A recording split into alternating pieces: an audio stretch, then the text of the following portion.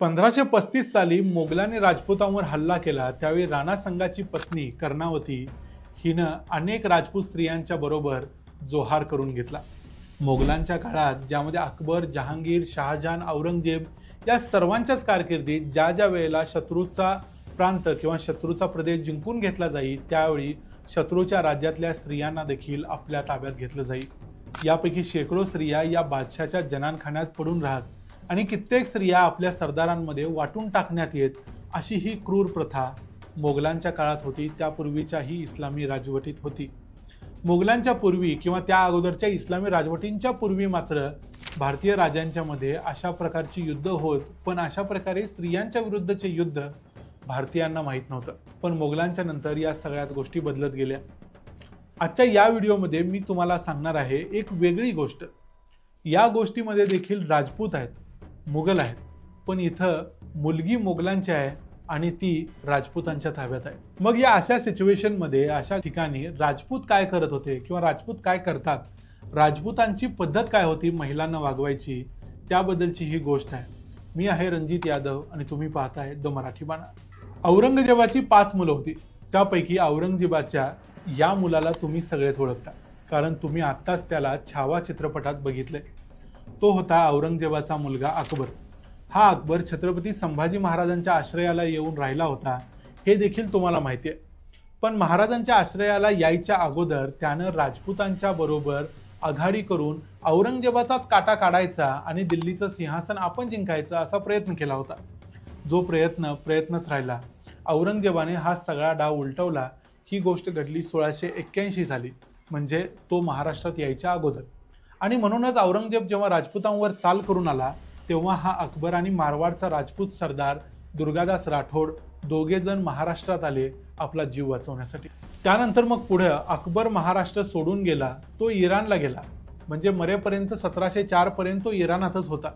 पण इथं गोष्ट अशी आहे की या अकबराची एक मुलगी आणि एक मुलगा मारवाडच्या राजपूतांच्या ताब्यात होती, म्हणजे दुर्गादास राठोड याच्या ताब्यात होती। त्याच्या मुलाचं नाव होतं बुलंद अख्तर, तर मुलीचं नाव होतं सफियतुन्निसा। सफियतुन्निसा ही औरंगजेबाची नात होती। त्यामुळे अकबर पळून गेल्यानंतर औरंगजेब या दोघांना राजपूतांकडून सोडवून परत आणण्यासाठी प्रयत्न करायला लागला। त्यासाठी त्यानं सुजात खान नावाच्या एका सरदाराला जोधपूरच्या राजपूतांशी वाटाघाटी करायला नेमलं होतं। त्याचबरोबर या कामगिरीवर होता इतिहासकार ईश्वरदास नागर। इसवी सन 1693 साली ईश्वरदास आणि दुर्गादास राठोड यांच्यात झालेल्या वाटाघाटीनंतर दुर्गादासने अकबराच्या या मुलीला सोडून दिलं। या औरंगजेबाच्या नातीला घेऊन ईश्वरदास नागर औरंगजेबाच्या दरबारात पोहोचला। ही अकबराची मुलगी बरीच वर्ष, म्हणजे जवळजवळ 13 वर्ष राजपूतांच्यात राहिलेली असल्यामुळं औरंगजेबाच्या दृष्टीने ती भ्रष्ट झालेली, असंस्कृत अशी झालेली होती आणि तिला चांगली संस्कृती, चांगलं शिक्षण देण्यासाठी एक चांगली शिक्षिका नेमली पाहिजे असा औरंगजेब म्हणत होता। तेव्हा या मुलीनं औरंगजेबाला सांगितलं की मी राजपूतांच्याकडे राहायचे, पण तिथं दुर्गादास राठोड यांनी माझ्यासाठी राहण्याची स्वतंत्र व्यवस्था केलेली होती, जशी त्यांनी स्वतःच्या मुलीसाठी केली असती त्याहूनही जास्त सुरक्षित अशी ती सुरक्षा व्यवस्था होती। हे ऐकून औरंगजेब चक्रावला। तो म्हणाला की तुला इस्लामचं शिक्षण तरी द्यावंच लागेल। तेव्हा सफियतुन्निसाने कुराणमधल्या एक एक आयती म्हणायला सुरुवात केली। ती थांबतच नव्हती। तेव्हा औरंगजेब तिला म्हणाला आता बस कर। त्यावर सफियतुन्निसा म्हणाली की दुर्गादास राठोड यांनी माझ्या शिक्षणाची एवढी काळजी घेतली होती की त्यांनी अजमेरमधून एक खास मुसलमान शिक्षिका माझ्यासाठी बोलावली होती, त्यामुळे मला संपूर्ण कुराण पाठ आहे। हे ऐकून औरंगजेब आश्चर्यचकित झाला। औरंगजेबाचा मुलगा अकबराला औरंगजेबाच्या विरोधात उभं करणारा देखील दुर्गादासच होता। पण औरंगजेबाने दुर्गादास राठोड याचे हे सगळे गुन्हे माफ केले आणि त्याला आपल्या सैन्यात ठेवून घेतलं, त्याला मनसबदारी दिली। दुर्गादास राठोड यानंतर बरीच वर्ष जगला। औरंगजेबाच्या मृत्यूनंतर देखील दुर्गादास जिवंत होता। परत त्याने अनेक उद्योग केले, मुघलांना भरपूर त्रास दिला। मुघल साम्राज्य खिळखिळ करण्यामध्ये जसं मराठ्यांचा महत्त्वाचा हात आहे, तसंच महत्त्वाचा हात आहे मारवाडच्या राजपूतांचा। अजित सिंह आणि दुर्गादास राठोड ही त्यातली महत्त्वाची पात्र। हे सगळं काही असलं तरी अजित सिंहांनी आणि दुर्गादास राठोड यांनी मोगलांची जी मुलगी त्यांच्या ताब्यात होती तिच्या बाबतीत मात्र कोणतीही वाईट भावना स्वीकारली नाही। तिच्यावर कोणताही अत्याचार करायचा प्रश्न तर लांब राहिला, उलट आपल्या घरच्या मुलीसारखी वागणूक तिला दिली आणि एक उदाहरण घालून दिलं। हे सगळं पाहून देखील औरंगजेब मात्र हे कधीही समजू शकला नाही की राजपूत असो किंवा मराठा यांच्या संस्कृतीत आणि आपल्या संस्कृतीत काय फरक आहे हे त्याला कधीच समजलं नाही.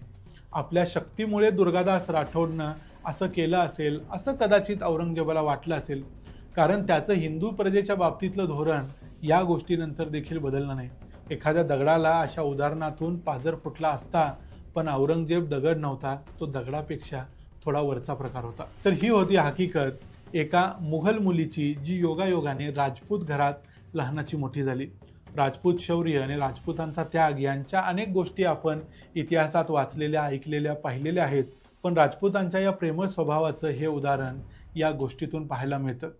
व्हिडिओ कसा वाटला ते आम्हाला कमेंट करून जरूर सांगा. व्हिडिओ आवडला असेल तर व्हिडिओला लाईक करा, चॅनलला सबस्क्राईब करा. पुन्हा भेटू पुढच्या व्हिडिओमध्ये.